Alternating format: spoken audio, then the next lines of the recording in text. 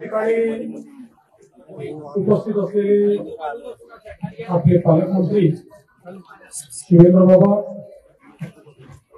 खासदार ओमराजे,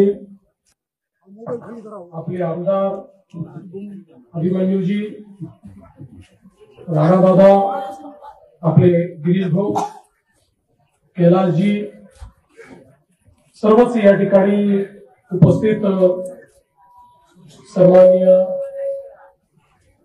पदाधिकारी, अधिकारी, लोकप्रतिनिधी आणि उपस्थित सर्व शेतकरी, गावकरी, भगिनी आणि बहिणींनो, अतिशय मोठी अतिवृष्टी आपल्या महाराष्ट्रामध्ये आणि विशेषतः मराठवाड्याच्या भागामध्ये झाली। लातूर जिल्हा असेल, धाराशिव जिल्हा असेल, बीड जिल्हा असेल, या ठिकाणी अक्षरशः ढगफुटी सदृश पाऊस झाला आणि त्यामुळे विशेषतः आपल्या नद्यांना पूर आला। त्याचं पाणी आसपासच्या शेतीमध्ये शिरलं, पिकांचं नुकसान झालं, जमीन खरडून गेली, गावामध्ये पाणी शिरलं, लोकांचं घरातलं धान्य, त्या ठिकाणी घरातल्या वस्तू याचं नुकसान झालं, बऱ्याच ठिकाणी व्यापाऱ्यांचं देखील नुकसान झालं।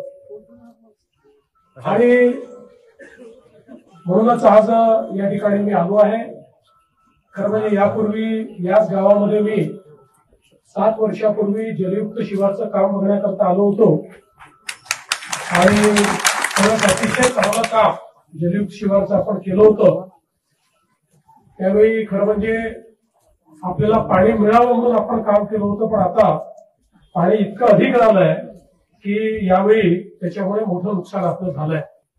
आणि म्हणून शासन म्हणून मी आपल्याला या निमित्ताने आश्वस्त करतो की सगळे निकष बाजूला ठेवून आम्ही सर्व शेतकऱ्यांना सरसकट मदत करणार आहोत आणि जेवढी वाढीव मदत आम्हाला करता येईल ती करण्याचा आमचा प्रयत्न असेल। आणि एवढंच नाही, तर ज्यावेळेस आपण टंचाई घोषित करतो, टंचाईच्या वेळी ज्या उपाययोजना आपण सगळ्या करतो याला टंचाईत समजून तशा प्रकारच्या सगळ्या उपाययोजना या ठिकाणी आम्ही लागू करणार आहोत। या ठिकाणी ज्यांच्या घरामध्ये पाणी घुसलेलं आहे त्यांनाही मदत करणार आहोत, ज्यांच्या दुकानाचं नुकसान झालंय त्यांनाही आपण पूर्णपणे मदत करणार आहोत। आणि केवळ या ठिकाणी आपली घोषणा नाही, तर कालच पहिला हप्ता 2300 कोटी रुपयाचा आपण रिलीज देखील केलेला आहे। आणि आता जशी नुकसानीची सगळी पाहणी आपल्यापर्यंत पोहोचेल त्यावेळी जी काही अधिकची सगळी मदत आहे ही सगळी मदत आपण करणार आहोत।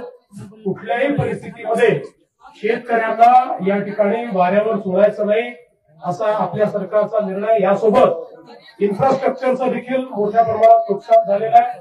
विशेषतः या गावची जी मागणी आहे की 2 गावांना जोडणारा आपल्याला जो पूल या ठिकाणी करायचा आहे, मी आजच घोषणा करतो की या पुलाला आम्ही मान्यता देऊ, या ठिकाणी येणाऱ्या रस्त्याला देखील आम्ही मान्यता देऊ, तो रस्ता देखील जो आहे त्यालाही आम्ही मान्यता देऊ आणि सगळ्या पद्धतीनं हे जे काही इन्फ्रास्ट्रक्चरचं काम आहे हे काम देखील या ठिकाणी आम्ही पूर्ण करू।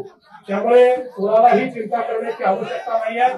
सरकार 100% तुमच्या पाठीशी उभं आहे। सरकार योग्य अशा प्रकारची भूमिका यामध्ये घेईल आणि ज्या काही मागण्या समोर आलेल्या आहेत त्या मागण्या निश्चितपणे आपण पूर्ण करू। मला अनेक गावांमध्ये या ठिकाणी पाहणी करायला जायचं आहे, त्यामुळे मी अधिक आपला वेळ घेणार नाही आणि जरूर ही सगळी जी काही आपली परिस्थिती आहे त्या परिस्थिती अनुरूप या ठिकाणी निर्णय घेतला जाईल हा विश्वास मी आपल्याला देतो। धन्यवाद।